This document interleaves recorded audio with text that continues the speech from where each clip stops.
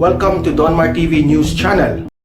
Okay, may tatlo tayong pag-uusapan ngayon. Una, itong sinasabi ni balita ito ng Manila Bulletin, ang mga sinasabi ni Leni Robredo, yung idol niyo. Sinasabi niya sa tungkol sa kanyang 6 years sa kanyang pagpanunungkulan bilang Vice President. May sinasabi ito si Leni Robredo. Itatalakay natin ito kahit sakit sa ulo. Okay. At pangalawa natin pag-uusapan itong si Ping Lacson. Isa din to. Sumakit yung bagang ko. Binalita ito ng Manila Bulletin at may sinabi ito si Ping Lacson tungkol kay Pinoy, no? Bago nang nag-anniversary itong si Pinoy. So itatalakay natin 'yan, no? Pang-last ng ating topic ay itong si Pangulong Duterte. May nag-o-organize dito sa Salamat President Rodrigo Roa Duterte. Itatalakay natin rin ito. Okay? Pero bago ang lahat guys, i-like nyo itong video na ito at i-share. Okay? Like this video para kakalat ito sa taong bayan. Sa friends and families natin, sa mga BBM supporters, sa mga ano tawag dyan, mga ka-DDS, no? Kakalat itong ating balita. Okay? At marami ditong mga nanonood sa akin, mga OFW, mga sa atin sa Pilipinas, audience natin na hindi pa nakasubscribe sa ating channel. I have 51,000 subscribers, malapit na maging 52,000, no? Kahit mabagal yung ating pero patuloy pa rin ako sa iyo magpaano, no? So guys, help me guys na aabot tayo ng road to 100,000 subscribers, okay? Subscribe na kayo, Donmar TV sa YouTube and hit the notification bell so that you will be notified sa mga balita na kagaya nito. Okay. So, uunahin natin itong sinabi ni Leni Robredo, okay? Handa-handa na kayo. Binalita ito ng Manila Bulletin 2 hours ago. Outgoing Vice President Leni Robredo looked back at her 6-year stint as country's second highest official, which is the Vice President siya, no? Nirecall niya ang mga pangyayari sa kanyang Vice President. Ano kayang na-feel niya, no? So, nirecall niya ng pagiging Vice President niya. Hindi ko alam kung anong nafe-feel niya dito, no? Kasi hindi ko na inopen yung link sa lahat na kabuuan ng balitang ito. Sinabi niya, she had no regrets, hindi siya nag-regret despite the difficulties faced because she was up against the administration. Kontra kasi ka ng kontra eh. 'Di ba? Sa kanyang 6 years, kumontra lang siya ng kumontra sa administrasyon ni Duterte, which is apektado tayo lahat, taong bayan. 'Di ba? Correct me if I'm wrong, no? I think linagay ito si Leni Robredo sa bilang secretary, drug czar ba 'yon? Na tinanggal kaagad ni Duterte kasi parang target niya si Pangulong Duterte eh. Itong target si Leni Robredo. So yan ang sabi niya, no? Wala siyang regret daw sa pagiging vice president niya, na oppose siya ng oppose sa administrasyon ni Pangulong Duterte. Okay, mag-comment react tayo dito.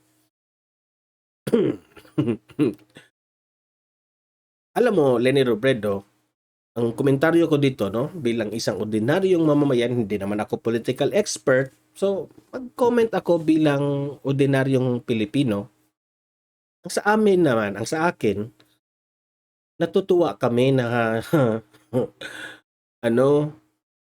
lalabas ka na sa iyong pagka-vice president, tapos na ang term mo, so happy kami.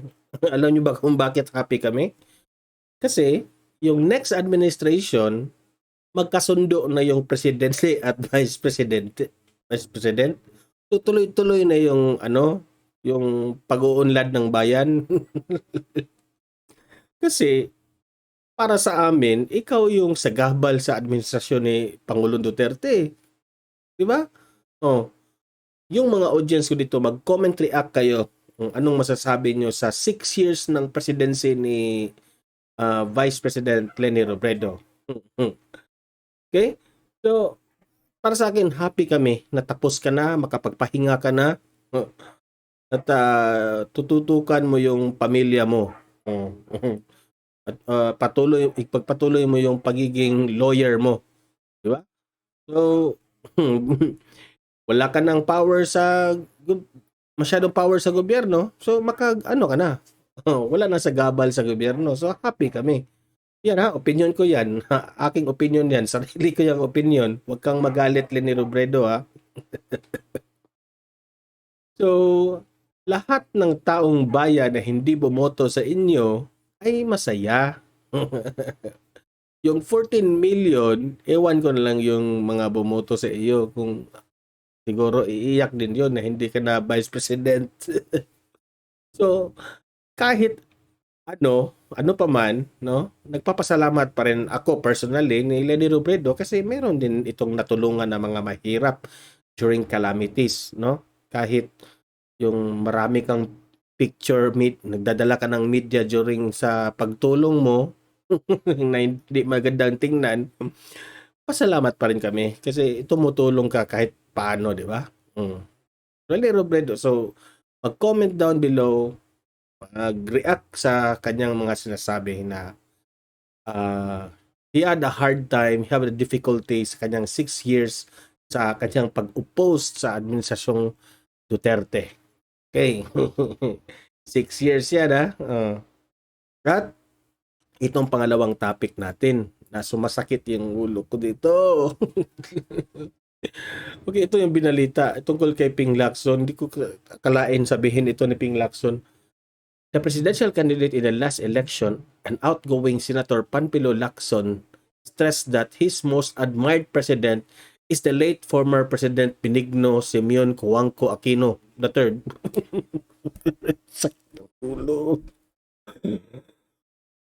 Umakit yung ulo ko, guys. So, sa madaling salita, sa lahat ng presidente, ang most admired ni Panfilo Lacson ay itong si Pinoy. Sakit yung ulo ko. At sinabi ito ni pero wala naman tayong opinion niya ni opinion niya ni Ping Lacson. Wala tayong magagawa diyan. Shinare ito ng Manila Bulletin. Ang nagbalita nito ay yung page na balita. Ipinagdiinan ng presidential candidate nitong nagdaang halalan at outgoing Senator Panfilo Lacson na ang the most admired president niya ay ang yumaong dating Pangulong Benigno Simeon. Di talaga nagbabago, guys. Pinoy talaga yung admired president niya. Okay. Tingin ko sa mga nagre-react dito, no, sa ilalim, tiningnan ko. Sabi ng isang nagre-react, best president ba yung SAP 44 na ginawa niya? Yung mga Yolanda victims? Oh. So, sa akin naman, mag-comment react tayo dito. Opinion yan ni Ping Lacson sa most admired president niya, itong si Pinoy Aquino. Wala tayong, I have nothing against Pinoy Aquino, pero hindi ko lang masyadong naintindihan itong si Lacson. Bakit si Pinoy pa sa lahat ng presidente? At masasabi ko na itong si Pinoy Aquino yumao na ito, no? So nag-anniversary pa nga last week, no? So sa atin lang ipag-pray naman natin yung kaluluwa ni Pinoy Aquino, no? Ito seryoso na ito. Nare-respeto pa rin natin yan kasi naging pangulo natin yan, no? Kung saan man siya ngayon nilagay ng Panginoon natin, so ipag-pray pa rin natin na nasa mabuti siyang kalagayan. Kahit paano naging presidente natin yan, marami pa rin niyang natutulungan dito sa ating bansa. Okay?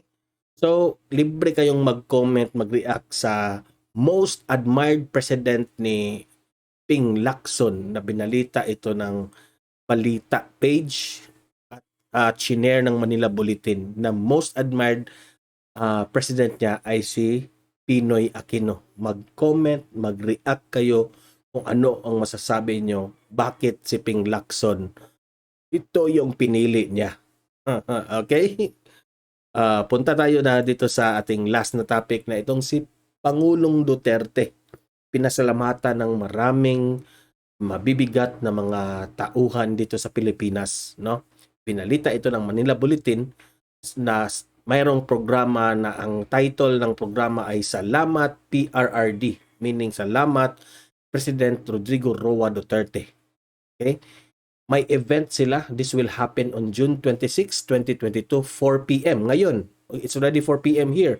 So ngayon, nag-start na ang program. Dito, i-held ito sa Quirino Grandstand, Manila. Sa lahat ng mga taga Manila dyan, hello sa inyong lahat. Shout out sa inyong lahat.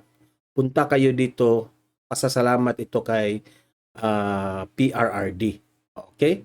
Organizers release a list of performers for the Salamat PRRD Thanksgiving celebration. Slated 4 p.m. today, June 26 at the Quirino Grandstand.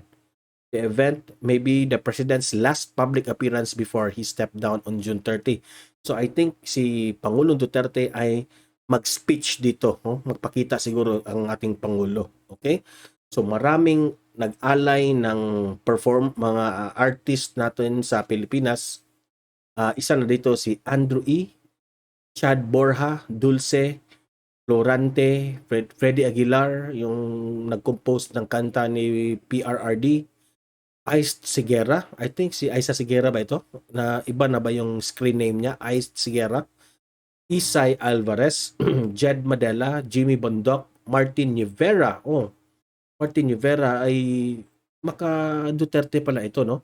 I think yellow itong akala ko yellow itong si Martin Rivera.